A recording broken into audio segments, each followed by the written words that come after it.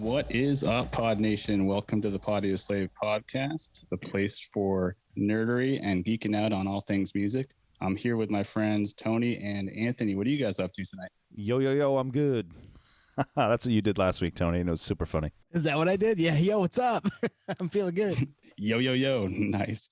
That's awesome. Yeah, I love hanging out with you guys, talking about music. And it seems like we got a fan base that super stoked on talking or at least listening to music too. So everyone's kind of checking us out. We're getting some good feedback on Instagram lately. So at Podioslave on Instagram, Twitter is always churning. And, like Twan says, it's a broken record, but we do like the snail mail via podioslavepodcast@gmail.com. We get one that trickles in here and there, and we're just going to keep pumping it. We don't care. We want to see those emails. So hell yeah. But yeah, we have a fun segment, some cool things to talk about tonight. What do we got, Tom? Yeah, we got a couple set list items that we will lead off here in just a second. But our main segment is maybe it's got a cool title by now, but we haven't titled it yet. We just have a thought, an idea, like we always do, and we figure it out in post. We picked 4, 5, 6 songs, and we decided we all brought to the table who we wanted to cover those songs. And we checked to see if there was a ton of people that had covered them in the past too. And there's some that maybe a little bit, but nothing super well known. So we have some songs that we all like, and we want to throw another band but in the mix and hear a proper studio version from a different band of that same song. So that's the main segment tonight. But let's get into the set list. Twan, what do we got? What's the first item on the set list tonight? So there's a pretty good headline that I saw, actually in a few different publications online, but it stemmed from a Rolling Stone article. But basically, here's the headline. Glenn Danzig says modern punk explosion won't happen due to cancel culture and woke bullshit. So I read a few of the articles. I didn't read the interview in Rolling Stone, but I read a few of the articles. And basically, he says a couple things that people don't understand because everything's so cancel culture, woke bullshit nowadays. But you could never have the punk explosion now. It would have never happened. We're lucky it happened when it did, because it'll never happen again. You won't have any of those kinds of bands ever again. So his era, obviously, early 80s, Misfits, you could throw Black Flag in there, that whole American punk hardcore and adjacent lane. The other thing he also says is the song Last Caress. That, I don't know if you guys are familiar with that song. It's a song that has super questionable and sketchy lyrics that he's saying that would never have been accepted today. So I have two thoughts on this, and he's saying two conflicting things in my eyes.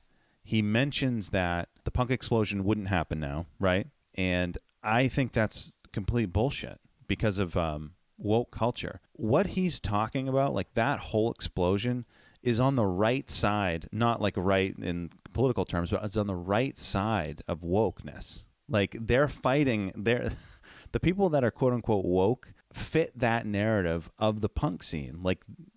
I don't know, channeling back to Frank Turner with the Get in the Van book, they were fighting off Nazi skinheads at shows. They were the ones that were woke against that.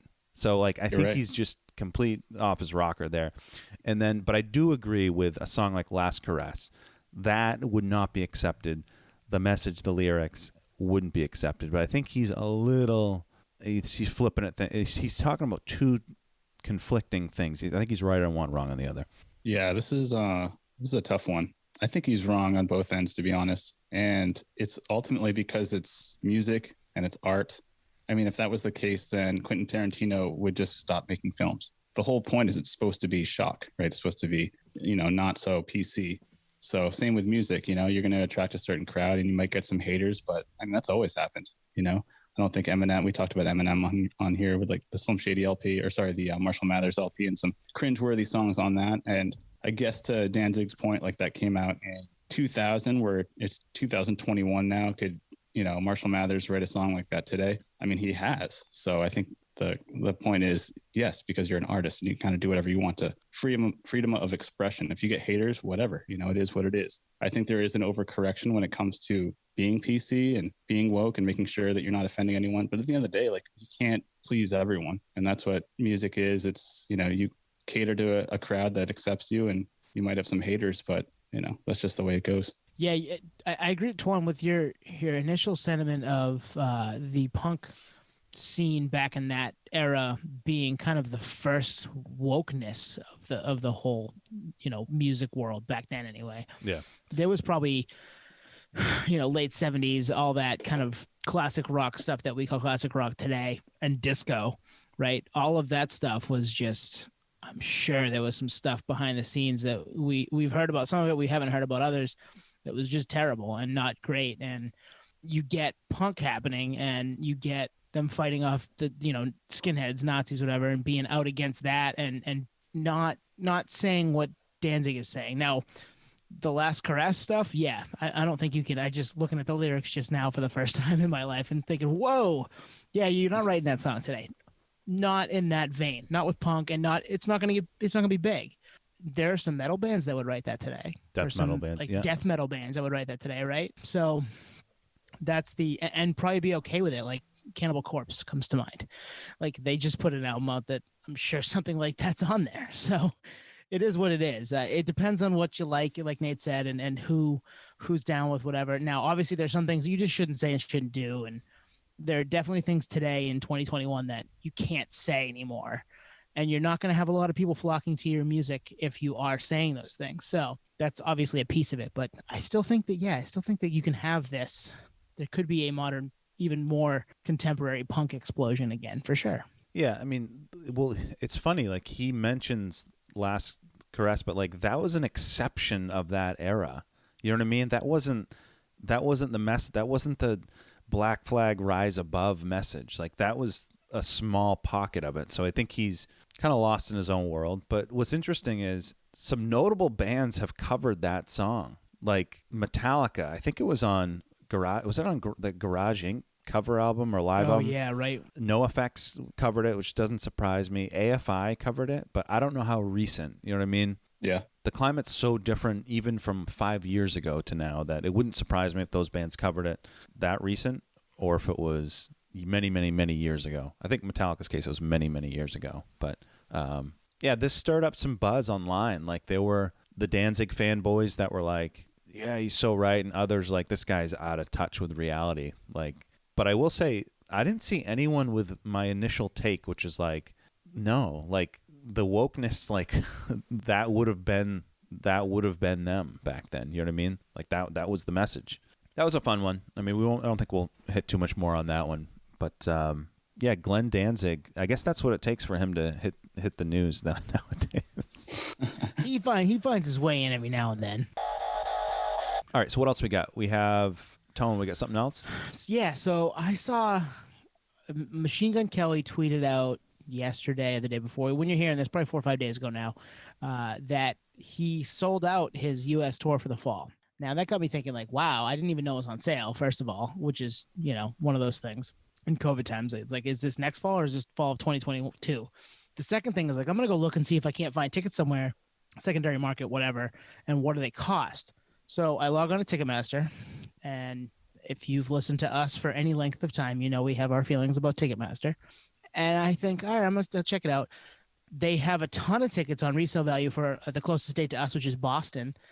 And the cheapest ticket's $270 in their resale kind of website. Now, my thought is, and this is the skeptic and the pessimist in me, which I can be from time to time. Big acts like Machine Gun Kelly right now, he's having a moment. Obviously, he's had a moment with his pop punk album that came out last year and all that stuff. Like him and Ticketmaster are in cahoots.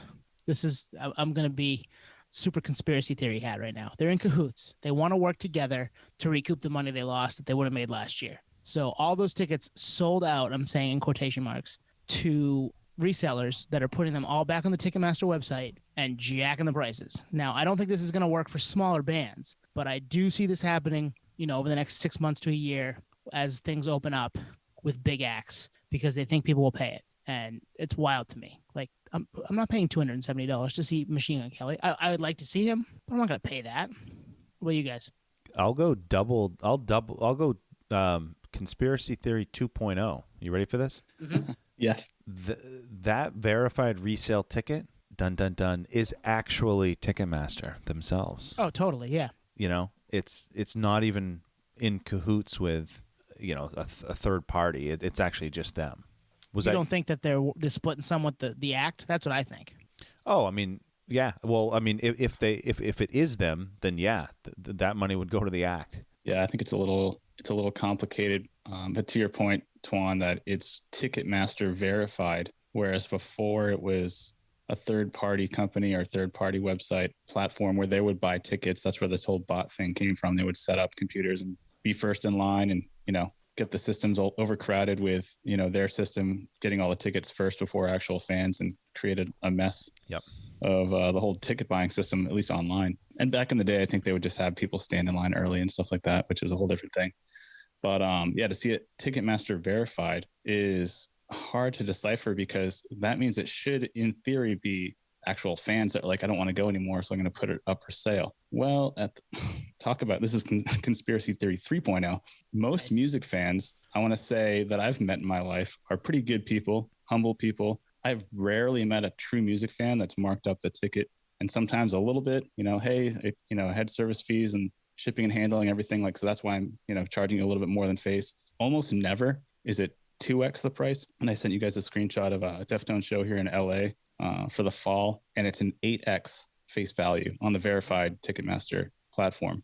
So it's like, are fans really that greedy right now? Like, are they in line with what you're saying with Ticketmaster, Live Nation, and the artist? Like, hey, we're making up for lost time here, but I'm a fan, so I guess it's an investment. I think we joked via text, like, this is like buying crypto, and like you're buying on the low, selling on the high, and watching it kind of fluctuate and pump and dump kind of thing. But I kind of doubt it. Like, I just don't see many music, like 95% of the music fan base just is trying to scam a fellow fan. It just it doesn't add up. I think your fans, like this podcast, the three of us, are not looking to make a buck on tickets like that. And I do think that somebody either gotten in and, got a bunch of them and then threw them up for resale. And the thing that kind of tipped me off about this, I've been looking at trying to get to a Celtics game, a distant Boston Celtics game at the Garden down in Boston. And I tried to buy tickets on Sunday, and, beside the point, couldn't get a single, but everything was verified resale. There was no just, this is the ticket, this is what the ticket cost. It was through the verified resale platform. So you're telling me those tickets were on sale already? Like, the season started and COVID was already a thing. Those tickets were never given to anybody or bought by any fan. They were just shoveled into there by somebody. Now, with the venue and all that on the sporting side, it's a little different, but with an act, a big act, working with Ticketmaster to recoup some of the money they all lost last year, my radar's up a little bit. I'm a little concerned that, this is another one of those situations where goods are throttled and the average Joe is going to have no chance to get to see, one of their favorite big bands because they don't have $500 to even get in the building. Well, I mean, think about the conversations we've had on this podcast. We speculated that when this opens back up, what's the capacity going to be? Because capacity, supply, is going to drive the demand, and we talked about how that could impact the price of tickets. Now, in this case, where my head went was, okay, $300 to see MGK. Okay, that's not enough alone for me to react, just given how I know that things are. I need more information. Is this full capacity? Because if it's full capacity and you're trying to get $300 a head, it's like, all right, come on now. His ticket, I mean, I love to do some data analysis. Like, his ticket pre-COVID was probably $80. I mean, he came to Portland, right, with I forget who he came with, but if it's half capacity, then it's a softer blow. I mean, I'm still not paying it, but I guess either way, it doesn't surprise me. Like, Ticketmaster's going to Ticketmaster, but I actually pulled up the kind of the grid of the venue, and there's tickets all next to each other. In fact, if you want a ticket right at the stage, it's like $1,700, and there's it's not cheap. Yeah. 10 of them in a row. So maybe it's distance by row, but the actual seats next to each other, there's seats next to each other you can get.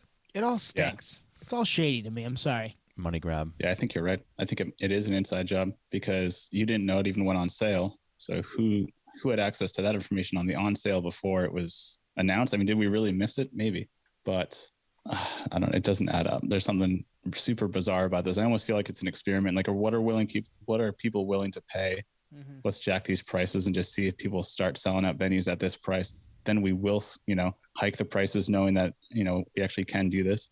Because that is something we talked about. We were like, oh shit, when shows come back, that face value of that ticket's going to skyrocket, based on the capacity. But if the capacity is full capacity, then there's no reason why that, price should go up other than, just inflation or something like that. Other than that, there's really no reason why it should be like I said, the Deftones ticket shouldn't be an 8X for the same ticket that was postponed, 12 months or whatever. That's ridiculous, or 18 months or whatever it is. And I just really don't think it's a bunch of fans doing that. So there's some weirdness about this. It's not. And I mean, to go back to our conversation with Frank Turner a couple episodes back, which we've already mentioned, but he did that socially distanced show for the government in the UK to see how it would be feasibly to have the venue run at 30% capacity. And is there any way they can be viable doing that? And the answer was no, right? We know the answer is no at those regular ticket prices. Now, yeah, so you have to, the cost is to go somewhere, right? So you're going to raise the ticket prices some. But my worry here is that MGK tickets at most $100. We're almost 3 times as much now. The front row ones at most $200 to $300. $1,700 is ridiculous. Like that's not. Let's make this work so that we can pay everybody. Let's dip our hand into the cookie jar a little bit. That's where I have the issue. Man, and the thing is though, and actually this kind of gets back to your Celtics example. What's probably going to end up happening is they're priced so high that someone's going to end up eating them. I don't see that seat getting filled, not at that price. And that's why, like Nate, it's almost, you could see these drop last minute just to move them. You know what I mean? Yeah. Will they online? I don't know. I mean, Right. The most expensive ticket's $2,000. I mean, you're not looking to move that ticket.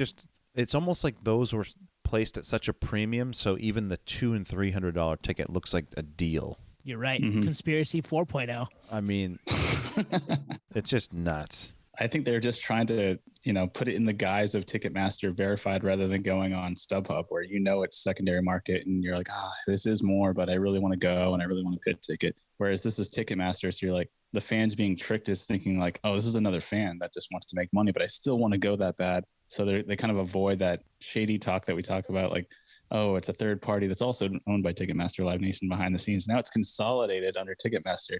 Verified fan is supposed to be this guise of, no, it's verified. This is just another fan that's making money. But that fan behind the screen is actually a Ticketmaster employee. Right. Exactly. There was never, ever any change of hands of the ticket to, it's on sale. Now somebody has it. Now they're a verified fan. They want to put it up. No, it was always just, hey, they sold out, quotation marks again, and now they're up on our verified fans that put them on sale for 8X. Like, yeah. Fuck you. Sorry, fuck you. For context, Twan, here's an answer to your question. Rolling Stones, a Bigger Bang tour, I think it was 2006. They were playing stadiums then too, obviously. So those shows were like super sold out, like crazy oversold kind of thing. But same thing, these scalpers buy tickets in mass quantity. They have some kind of system that they're able to buy. I don't know if you've ever been to like a Gillette Stadium or whatever. You see these scalpers, they have a stack of tickets. You're like, how did you even get those? They're basically nosebleeds, but they have some kind of system where they get them printed and send them directly to them or whatever. So Rob, guest on here, what episode was that, Tone? 17. He said he went to the Rolling Stones show at Gillette, which I think a bunch of our friends did. And he said like this guy was like begging to sell these tickets. And Rob was like, how much? And it was like literally the show's about to go on. He's like, I don't know. I just anything. And the guy's like, oh man, this guy really wants to get rid of these tickets. And he pulls out this stack and he's like, oh, that's ridiculous. And it turns out like they lower the prices because the show started. So it went from like, $300, $400 a ticket to like, I think Rob bought one just for like a souvenir for like $10. He got another ticket just for the stub kind of thing. Mm-hmm. Yep. I don't feel bad for them. Yeah. No. The crazy thing is like, it's almost like you only need a few suckers. Like when the prices are this high, I mean, MGK's guarantee, and I don't know this, my guess is it's $250,000 a night now, 300,000 a night, his guarantee. I mean, it's not like, when the price of tickets are this high, it's not like you get to move a shitload of units. So I think that's what they're hoping for. Get a few, even if it's, a half capacity, but you've pumped the price by what, 8-fold. It looks it. I'm looking at it. Prices now. I think the thing that rubs me the most the wrong way is that all of these people that are going to finally get back to their, whether it's a part-time job or not at the venues, probably aren't going to see a lot of that extra cash. And that's where I'm like, we're not doing this to run on capacity to make some money back for the people who've been hurting for this year plus. And this is the last, thing that comes back to semi-normal. Like, what are we doing here? Where those people aren't going to see that money. Those people aren't, it's just ridiculous. Yeah, no, the advances have been paid. This is just a markup on what's already marked up to begin with, beyond Keystone pricing to begin with. And also, one more last point is this validates my festival going experience in terms of bargain, because MGK is also playing the Aftershock Festival in Sacramento, which I'm dying to go to, but I'm probably not going to. And that ticket face, it's a 4-day festival. I think face value is $350.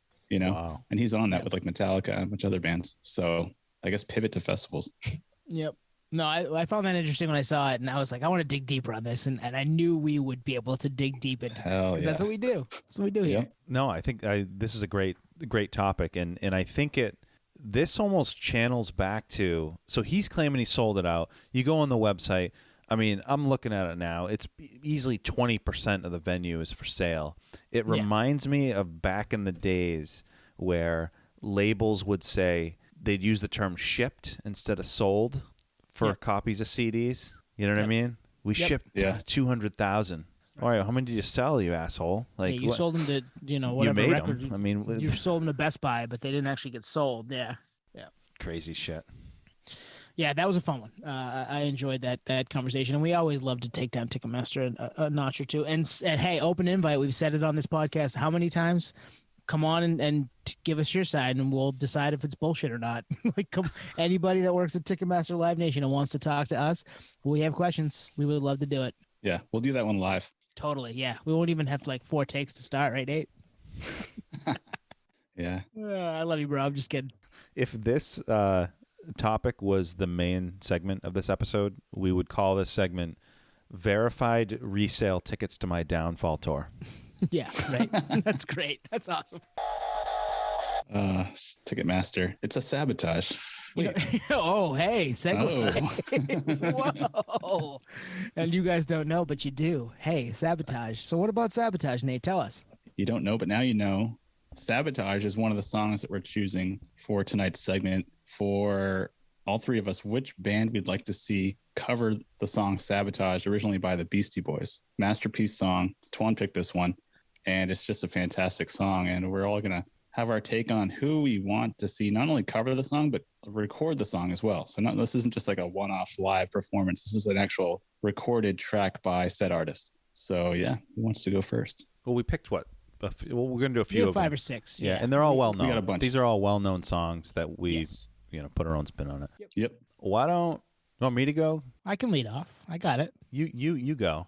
This is one I struggled with. I'm not gonna lie, and I threw it on in the living room with my wife as a prep, and we were listening, and she threw this out there, and then I heard it.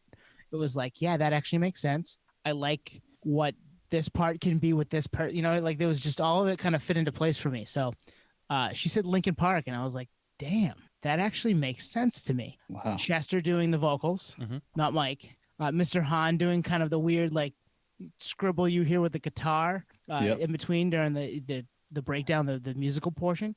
And I'm sure that you can hear other stuff too with the the drums will go kind of the way it goes. But you even just Chester and Mr. Hahn would be perfect for this song. Just listening to Chester vocals on this track would be Mike, pretty cool, I think. So it took me a while to find it, and I was like, yeah, that makes sense. I like that. Let's do this. Yeah, that's a solid pick. Hell yeah. Props to my wife. Yeah, sweet. Well, sometimes you just, like with all these songs, I played them and I thought like it was almost like who first hit me type of thing. So that's probably what happened. And Chester he could belt it out, and he would be great for that. Yeah, no, that's amazing. That did not come to mind at all. But now that I'm thinking of it, like, fuck, dude, now I'm embarrassed by mine. No, don't be. But like, that like opening riff of Faint by Linkin Park. Yep. Mm-hmm. I mean, that could totally fit. They could play around with that and turn it into Sabotage. And they could have pulled the video off too. Those guys would have had fun with the video. Great video. All-time video. One of the all-time music video. Yeah, which we'll do on another day. We'll do music videos on another day. Yep. Man, what do you got, guys have? Yeah, what you got, Twan? All right, so I've heard heavier covers of this, like Cancer Bats covered this, Incendiary, our old guest Brendan, they covered this studio version back in the day. So I want to go away from that. I wanted to not go heavy. So I'm going to take us back like 10 years ago. I remember being on YouTube, and I found a cover of a guy in front of his piano covering this song, and Sabotage, and he flipped it completely on its head, the whole rendition. So when we said we were going to do Sabotage, it brought me back to that guy and how it really worked. So the flow that this guy had in some unknown YouTuber, he goes, can't stand it. I know you planned it. I'ma set it straight. This Watergate, kind of a flow to it, different arrangement. And I thought to myself, Bon Iver could nail a stripped down rendition, mellow vocals, just completely taken in a completely different direction, like that, almost like Dynamite Hat kind of thing. Raspy, haunting, slow it down, but with a little groove too. A little groove. Wow. Shit, I love that. Yeah. So was it Justin Vernon? Let's do it. Yep. Yeah. I know. Yeah.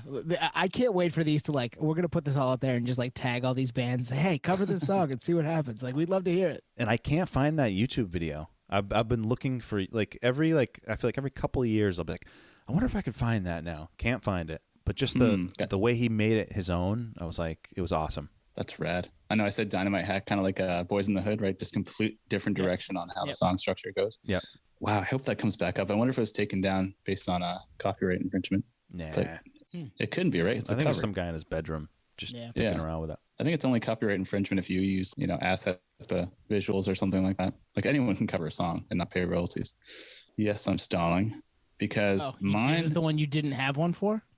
No, I had one for this one and I put it down because this is the first one, like you said, Twan, this is the first thing that came to mind. Nice. And I kind of avoided it and I kind of pondered on it. Like, do I want to change this up? But I'm going to keep it for two reasons. One, because I think this band doesn't get enough credit. And B, because I think they may have been influenced by them. And, I don't think they're a ripoff. I think they're their own thing. But Korashi would fucking slay this song. Dude. Right? I'm closing my eyes, trying to picture it. And... No, I already hear it. Yes, and I'm all in. Fuck yeah. Because they play their instruments. They're multiple vocalists. They're energetic. I feel like they could kind of fill the shoes and get this recorded. This would probably be a really good rendition live for them if they ever came back. I hope they do. But if they wanted to pay tribute to Beastie Boys, this would be the song, and they would just nail it. They could pull this song off tenfold. I totally agree. Oh, I can hear it now. So listen up, because you can't see.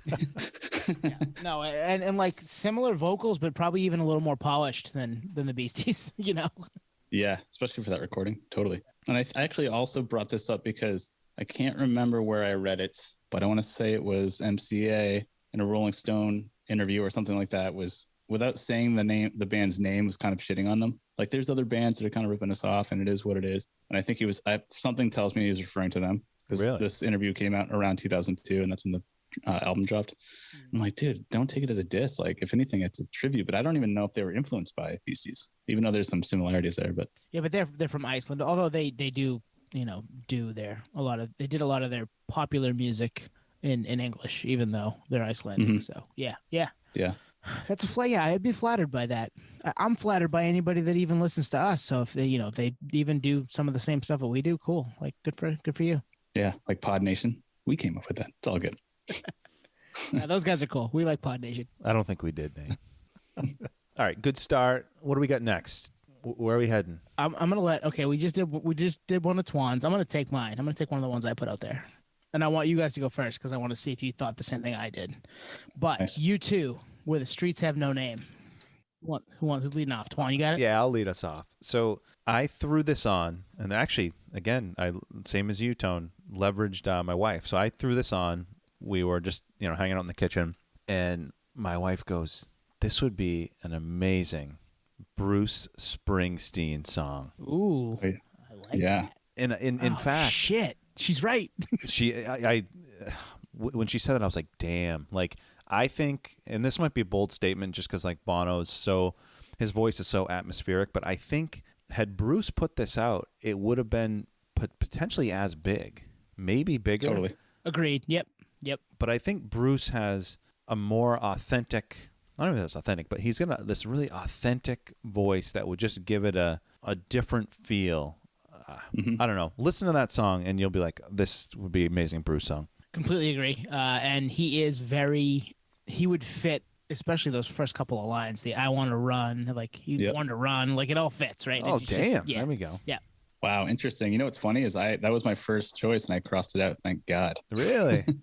Yeah, it was the first thing that came to mind immediately. I was doing this homework while I was driving today, and that was the first thing that came up. And I was like, I actually thought Tone was going to pick this. Maybe he did, but I didn't. I never even thought of it, and I'm mad I didn't because it's perfect.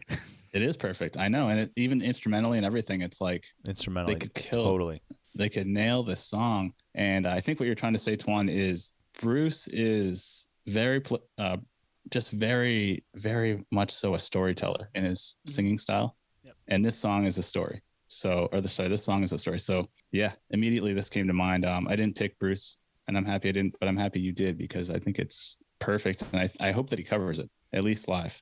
Yeah, because, he may have covered it live. There's a million people that have covered it live. If you look on, I found a website that had a bunch of that stuff. So it may have been covered at some point. But yeah, you're right. He's perfect for this. He would have been perfect for this. Absolutely. Yeah, Nate, and they could drag it out. Yeah. Nate, what did you end up picking?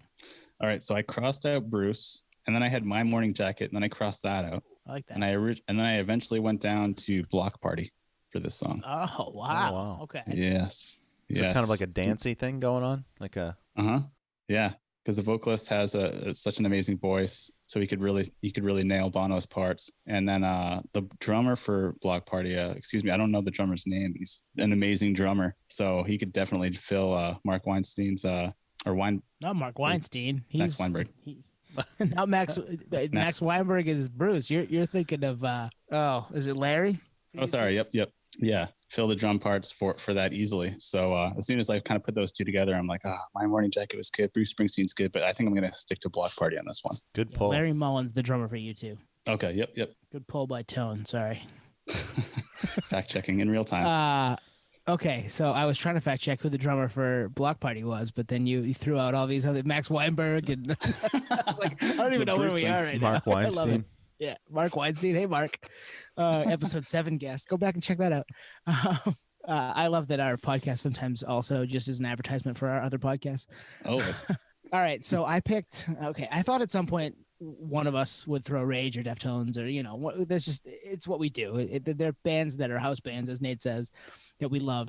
I want to hear Morello play the riff, but I don't need Rage. I don't need Zach. Who am I thinking of? Audioslave, right? I want to hear Chris Cornell singing I Want to Run coming into that from that riff, right? Oh, man. Yeah, so those two, they're the main reason for me. The Edge's riff coming into that song is so iconic. I couldn't pick just anybody. It had to be somebody big. So I picked, obviously, Tom Morello from Audioslave in this juncture. And then I was like, and who is bigger than, there aren't anybody bigger than Bono. So I need to pick somebody equal or close to him, like Bruce. So I went with Audioslave and picked Chris Cornell because I would love to hear his take on it. And I think that would be a fun cover had they ever actually put it. And Chris Cornell loved to do covers. I mean, covered Patience by GNR and a few other big ones. Nothing Compares to You. And yeah, so it would have been really cool to hear his take on this song. That was my, had to not do Rage, but throw them in there a little bit. Well, I love that you led with, all right, I want Morello, and it's like, well, Zach, this ain't it for you, dog. And then you go, it's not. Yeah. Who? I mean, what other bands is Morello Bennett? I mean, that's perfect. Street Sweeper Social Club, also not going to work. Prophets of Rage, nope, not going to work. Oh, that's Be Real on this, dude. Awesome pick. Cornell doing a Bono song would be incredible, and I wish they had done that. I think Cornell has some influence from U2 and from Bono in particular, so that would be amazing. Awesome pull. All right, what else we got? We got a few more. We got a bunch more. Nate's got to pick one of his songs that he gave us, and I know the one I would want him to pick, but I'm going to let him do it. All right. I'm going to go Camplo Lucchini. Nice. This Is It What? Yeah. Lucchini Pouring from the Sky. I thought this was like a deep cut song, but I guess it's, like you said, Twan, it's actually pretty big. So It was probably his only like semi hit, right? Yeah, true. They're still pumping out albums. Even Are they really? in the 2010s? Yeah, Oh wow, I didn't know that. Wow. I think as recent as 2015, maybe 2017. Yep. But I think I don't know if they fell off, but just obviously not as popular. This was their jumping off point. So hip hop, Uptown Saturday Night's the record, right? 97, I think. Yeah, the artwork and everything. the Bronx. Yep, the artwork and everything's amazing. That makes sense with 2017 because I tried to see them in LA and they were playing like a bar. So like they're small, but they're still going. It's like, oh, sweet. I should have went to that. Sure regret. So yeah, it always comes back up. Yeah. All right. Well, I know who I picked, and I can tell you, you guys have you don't have this, so I can go first. Okay. I looked for a band with horn sections, and I stumbled upon Trombone Shorty, and it's like, all right, he can do the horn part, but he'd be fun, but like who's gonna sing or rap? And then I thought putting together a supergroup would make it fun, but I was like, nah, I'm not gonna do that. The band Cake has a great horn section when they want to. Listen to Short Skirt, Long Jacket, stuff like that. Awesome horn section. I think they would have fun with this song, right? Cake would be a cool like change up for the way this song has been, because the beat is the star of the song. It always has been. If you go listen to this song, you'll hear it on the playlist this week. It's the star of the song. The rapping's great. The verses are cool. I love it. The two guys going back and forth, awesome. The beat is the star of the song. So I wanted live horns for this, and I thought Cake has a cool horn section. Let's pick the band Cake, and then the monotone delivery of the lead singer, right? Dude, that's awesome, man. Hell yeah. No, that's a great pick. I think you're right. I think the beat and the horns carry it, and the chorus is all time too. Mm-hmm. But it's one of those songs that I don't know if I know the lyrics of the verses. Like it's, you know what I mean? It's like that's not the star of the song. It's the beat and it's the choruses. And I actually, you know, sometimes you're thinking and you have these like moments of like something works or whatever, and I just played it back in my head with a Cake vibe on the instrumentals. I can't picture it on the vocals. Maybe I just need to listen to more Cake, but great pick. I wouldn't, you're right. I never would have picked that. I was like, they won't have this. I'm going with this one. I think that would work. And like you said, I don't know the singer for Cake's name, but I think he could pull it off just because, like you said, the instrumentals are going to carry the song anyway. He's just kind of go through like the lines anyway. Might have to trade off with one of the band members on the other verses. So but Cake featuring Drake. Cake and Drake. Yeah. Cake and Drake Cake. Very monotone. Yeah, Drake's Cakes. Yeah, exactly. Drake's. Talk rapping. We have fun here. Nate, why don't you go? Yeah, who'd you have, Nate? We might have the same one. You never know. We could have the same one. This is another one where I didn't cross it out. This was the first one that came to mind, kind of thing, where I was like, all right, I could probably be a little bit more creative, or not. Maybe you don't have this one. But the first thing that came to mind, recurring, like time and time again, was Jurassic 5 on this one. Ooh, I like that. I was like, damn, if they covered this, it would be fucking dope. Charlie Tuna doing the other vocalist, kind of deep, what is it called? Deep voice, kind of baritone versus baritone voice and so forth. So yeah, that was mine. And I kept recurring back and forth on that one for quite a while. And J5. Love J5. And that's a great call. I mean, I thought about throwing another rap artist at it, and like Biggie kind of crossed my mind. Mm-hmm. But yeah, J5 would, because he's iconic, especially in underground. Charlie Tuna, just his voice and his delivery would be great. Juxtaposition to one of his other bandmates, Dakir, or one of those guys, right? Yeah. One thought before I kind of get into mine, which is, and it wouldn't happen with some of these hip hop songs per se, but you always hear about some of like the biggest songs of all time got shopped around and like artists didn't want them and all this stuff. Like, yep. Some of this stuff could have happened in an alternate world, like literally could have happened if someone said yes, you know. But mine, it's another rap group from the South, ATL, Outkast. Ah, ooh, nice. Yeah. So I listened to this. I mean, I love this song. We've loved this song for 25 years, whatever. I listened to it today for the first time in a while, I feel like, and I was just like, damn, Outkast could smash this out of the park with just the triplets with the rapping and I know who would go when, Big Boy and Andre. Like it was just it hit me, and they could put a little southern swag on it, and I think it'd be badass. Totally. That's a great call.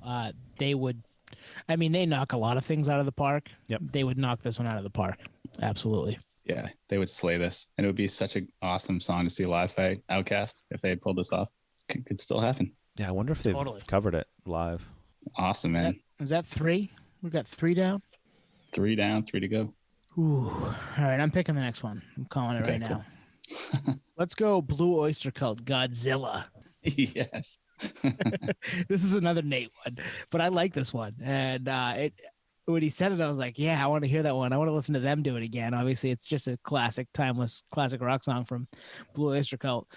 My people, the band that I thought would enjoy covering this would make it their own in their own weird way, as the song is already kind of a little weird for the presentation and the subject matter and whatever. And the noodling on guitar in between things. The Flaming Lips would crush this. Oh my God. Nice. Yes. They would crush this, right? Absolutely. Yeah, I think that would be the way to go. Listening to the Flaming Lips kind of do their weird, quirky act on Godzilla, which would be a fun song to hear them cover. I think they would. I mean, they covered They did the whole Pink Floyd Dark Side of the Moon, right? And that's a fun, quirky version of Dark Side of the Moon, but it also pays homage to that record. And Pink Floyd's weird in their own right. I think they would do really well with this song. Wow, this didn't even come to mind, but Wayne Coyne definitely has a similar vocal range than the guy from Blue Oyster, so that makes sense. And then Steven Drozd, the guitarist for Flaming Lips. I mean, listen to The Wand and then listen to this song. Yep, exactly. Deep drop D guitar. Hell yeah, man, that's awesome. I didn't even think of that. So does the Flaming Lips, did they have a Godzilla theme in their music at all? No. I mean, Yoshimi battles the pink robots. So that's what I'm thinking of. Okay. The feeling that you're getting. That's exactly. So I'm like, maybe there's, subliminally, maybe that's how you connected them. Who knows? It totally could have been. And that did cross my mind when they came to my head. But this is one of those ones, like you guys had I listened to it and that band jumped into my head. Well, this is the one for me. Like this is the one of the times that I was like, that's the band that jumps into my head. Is the Flaming Lips. So it's probably a little subconscious. Yoshimi battles the pink robots. That's awesome. 3 different nerds with 3 different brains. Sometimes we're on the same exact wavelength, but I'm happy that it's not always, because I didn't even think of the Flaming Lips. Which surprises me. I mean, that surprises me a little bit, but I'm glad that you didn't. So who did you have? Yeah, I had a stoner rock band.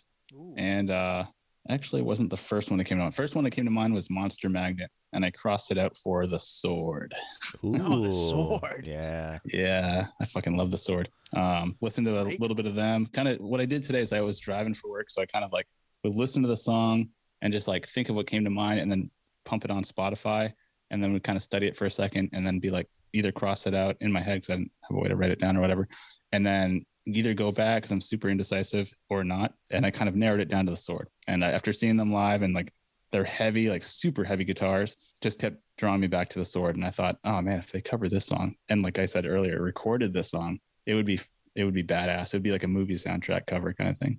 So because the sludgy guitars, like that would it would work. Yeah. Yep. When you said The Sword, when you said stoner rock and not the one you think of, my first thought was Queens. My second thought was Clutch. I did not think you were going to pull out The Sword, and Clutch would have been a good one for this. True. Also didn't come to mind, even though Clutch it didn't would come to mind until just now for me. Yeah, Clutch would have been perfect. Yeah. All right, Twan, who'd you have? So I got a confession. I don't think before today, I'd ever heard this song. That's kind of wild. Never heard it. Nice. Yeah. In fact, when you said it by name, I was like, well, I know Blue Oyster Cult by name, and I'm sure I've heard songs and whatnot, but it was Don't never. Fear the Reaper is the big one you've probably heard. Yeah, it was never kind of my bag, and I obviously missed a different era. Anyway, we were kind of in the same vein, Nate, so I'm listening this through the lens of like not critiquing it, but like I don't have any experience with it, so everything's new to me.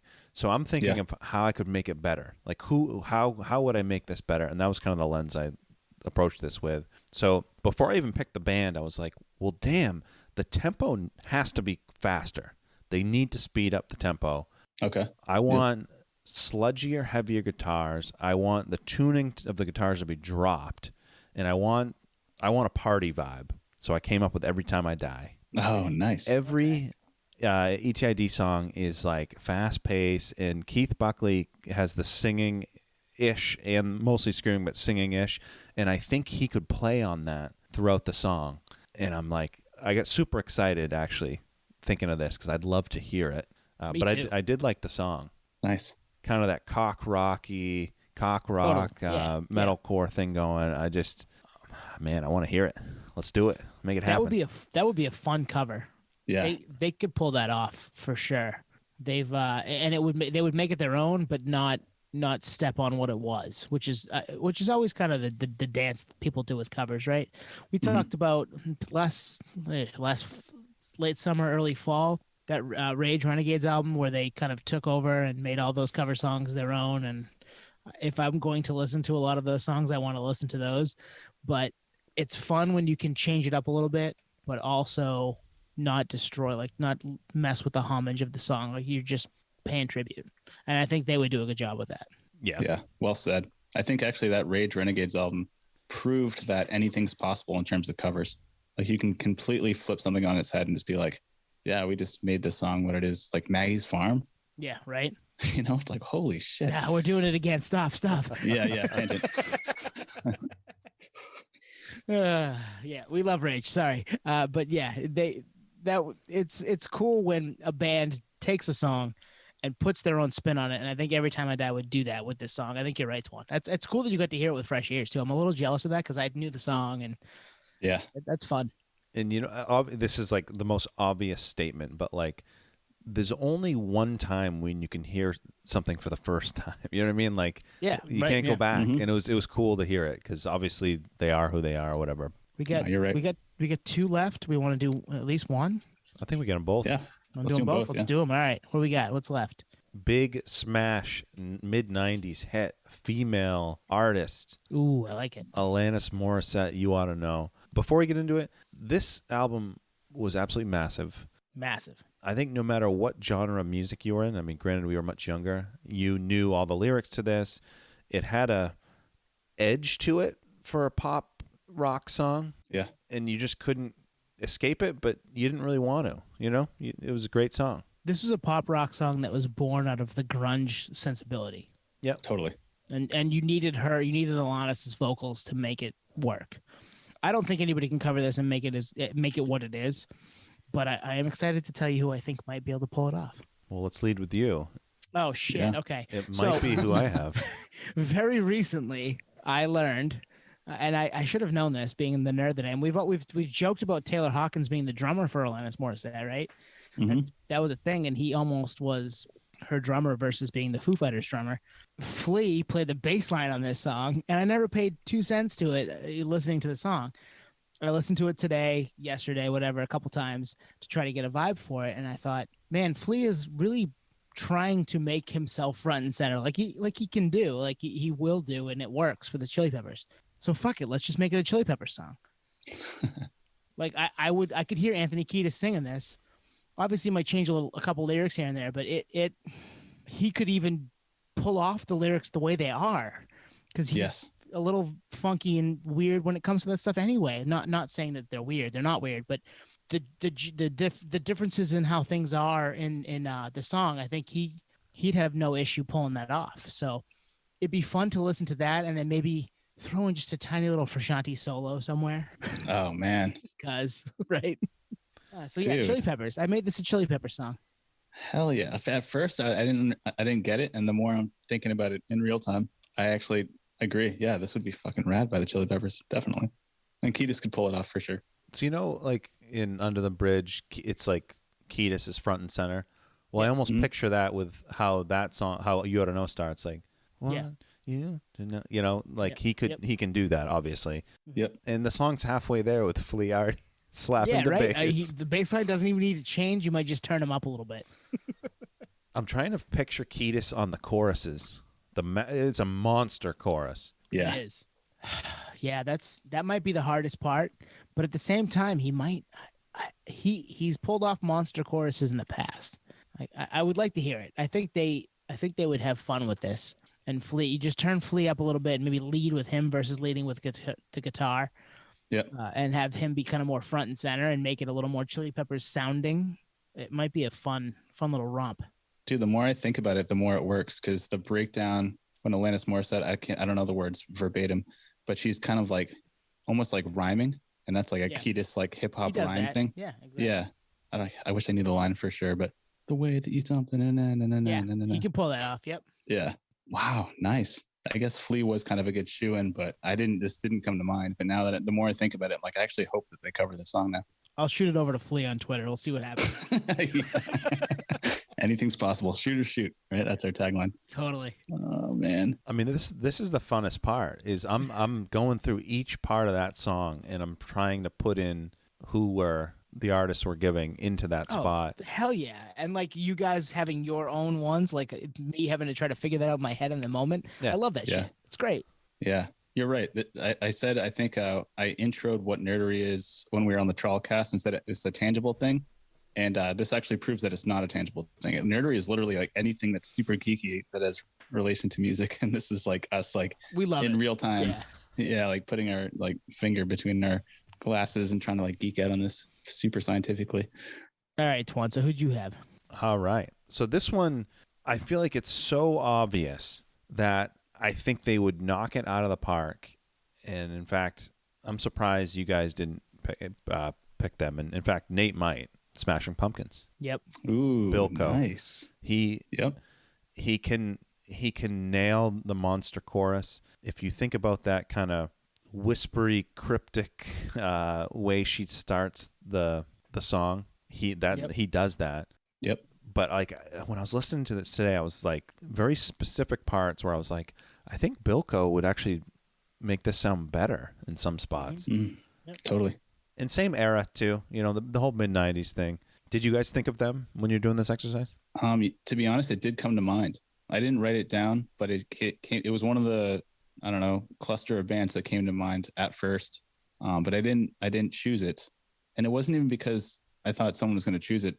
There was just so many, like, this is one of the songs out of all our list that like I had so many things coming to my head at the same time that I was like, shit, I had to like almost like distill it a little bit more, but now that you mention it, and the more I think about it, like you said, in real time, in terms of song progression and how Billy sings, it's like, oh shit, they would nail this. He could nail this, and it would be amazing because the backing instrumentals for the Smashing Pumpkins are also like, just super professional musicians and can just nail the parts. Yep. Mm-hmm. They were a band that I was, in looking at our list of songs tonight, they popped into my head for a lot of them. And I didn't end up settling on them for anything in particular, but could have pulled off many of the songs that we picked tonight. This being probably one of the front runners. But yeah, no, I didn't fully see it, but hearing you explain it, the way he sings, the way he kind of can change, octaves and be quiet and then kill a chorus that's big and loud. Yeah, this would be perfect. They would be perfect for this. Yeah. Awesome pull on that one, man. All right, Nate, what you got? What do I got? All right. Well, here's the deal. All right. I thought that we were choosing people that were alive and not deceased. So I had one. Well, nobody ever told you that you didn't. I mean, come on. I know there was no rules. I know there was no rules. We make our own rules. We make the rules, Nate. Come on now. That's true. But for some reason in my head, I thought it was alive only. So I keep mentioning all these honorable mentions that I crossed out. So my first pick, after, like I said, distilling it multiple times, was Janis Joplin, thinking she could fucking slay this song. Yeah. Yep. And last minute, I crossed it out, literally like in the last 10 minutes before I jumped on, crossed it out for Brody Dalle from the Distillers. Mm-hmm. Nice. And she's got that raspy voice and kind of attitude. And I'm like, and punk rock kind of like thing going on. I was like, oh, she could fucking kill this song, like just straight up slay it. And her band, the Distillers, are also super talented. And so, yeah, I kind of brought it down to this one. And I kind of went back and forth from this and a few others too. Like I said, this one in particular, I just had so many things coming to mind. But I eventually kind of narrowed it down to Brody and thought, man, if she ever covers this, it'll not only like be well received in terms of her, I don't know, her diction, but just her background. She's been through a lot. She just went through a divorce. This would be like a perfect time for her to cover the song and put it out there. So, yeah. She could pull that off. Yeah, for sure.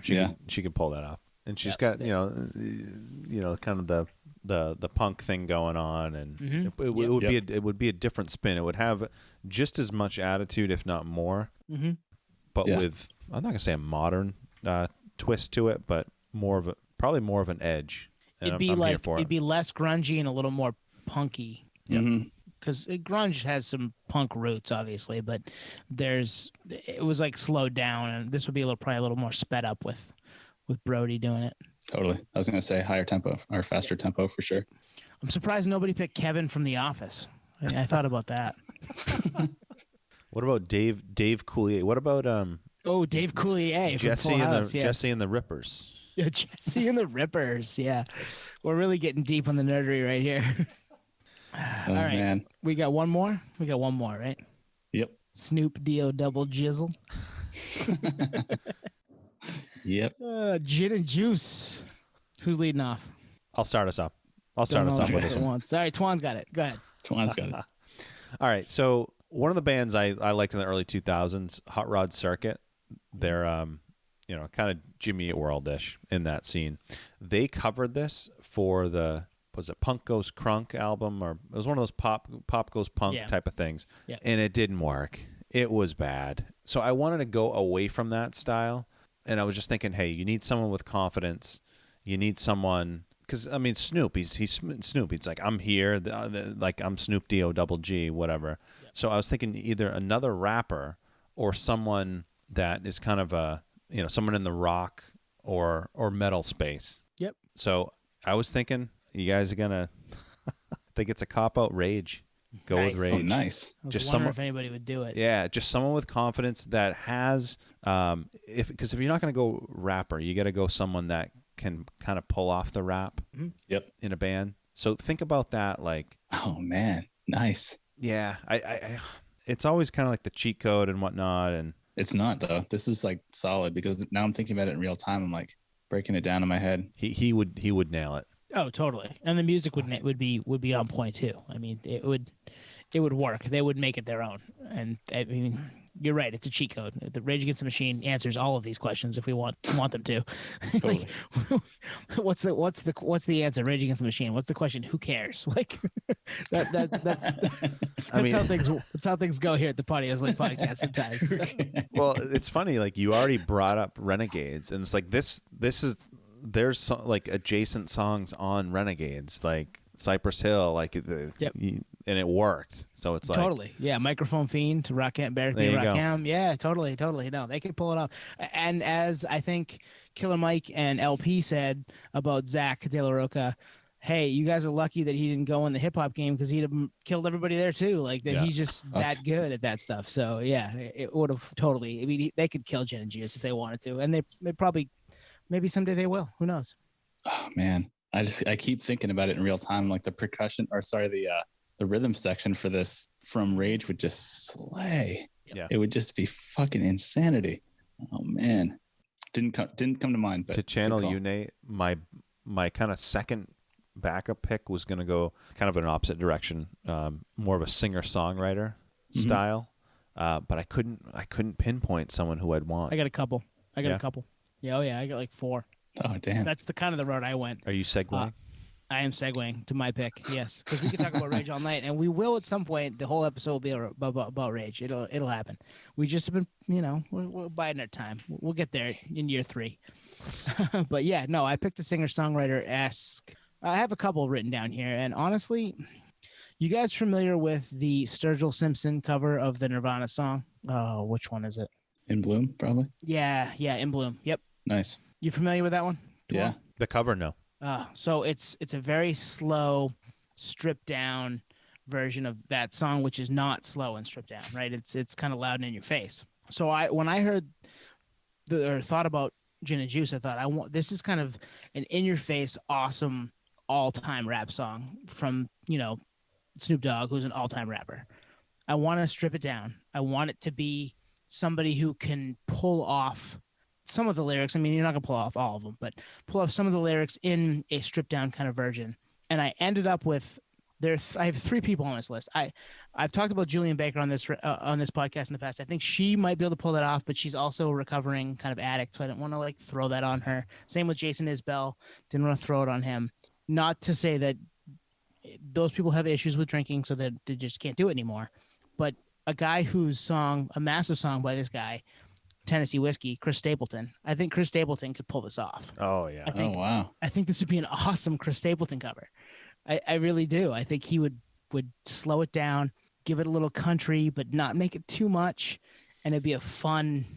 I could hear him doing the chorus right now in my head. Like it'd be a fun cover. Monster voice, soulful voice, Totally. takes over the song. It'd be interesting how he would handle the verses, though. Some of them would be tough, and some of them you probably change a little bit just to make it work.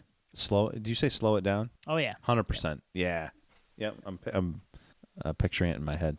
and any of those people I mentioned could do it. I think Julian Baker could do a great job with it. I think Jason Isbell would do an awesome job with it. I just don't know that it's something they want to do. Yeah. Wow. So we're going all over the map. All day, On man. these. That's what we do. So to reel it back then, I guess, because this one isn't all over the map. This is another rapper. First one that came to mind. And I didn't cross this one out. I figured this was a good fit if it was going to be another rap artist, at least. T.I., I feel like, would be able to pull this off with his flow and his kind of like soft-spoken style. And no one's has any. I don't think any other rapper has done Gin and Juice, right? Or am I wrong? I couldn't find a ton out there. I'm sure people have covered it, but I couldn't find a ton out there studio-wise. There's a few covers out there, but not. I don't think from rappers. Oh, okay. So yeah, T.I., also known as Tip, I feel like could pull off Gin and Juice pretty well. Not super far off in terms of like cadence, right? And just overall style. Well, no, I guess it is a different style altogether, but he's got that just smooth style of rapping, right? So yeah, he's like Atlanta, right? Yeah. Southern, yeah. So yeah, T.I. Tip could pull off Gin and Juice. I'm trying to think of how this would work with a less West Coast, more Southern thing, and I can't. Yeah, I'd have to listen to Gin and Juice again.